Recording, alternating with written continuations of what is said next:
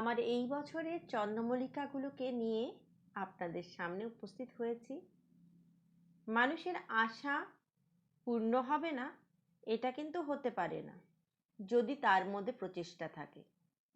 গেল বছর যখন আমি ফ্লাওয়ার শোতে ঠিক এই ধরনের চন্দ্রমল্লিকার ঝুড়ি ঝুড়ি ভর্তি ফুলগুলো দেখেছিলাম, তখন মনের মধ্যে আমার এই রকমই ফ্লাওয়ার তৈরি করার আশা জেগেছিল। তাই এই প্রচেষ্টাকে সার্থক করতে পেরে এতটাই আনন্দিত হয়েছি, আপনাদের সামনে কুড়ি সমিতি ভিডিওটা তুলে নিয়ে এসেছি। তবে আপনাদের জানানো খুব জরুরি দরকার বলে মনে করছি, চন্দ্রমল্লিকা গাছটা তৈরি করতে যতটা সহজ, কুড়ি থেকে ফুল আনতে ততটাই কিন্তু কঠিন।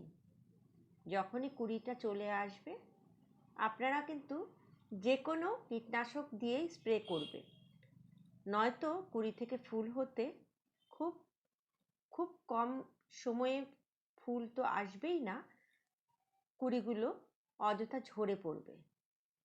ঠিক আছে, নেক্সট ভিডিওতে আবার দেখাবো।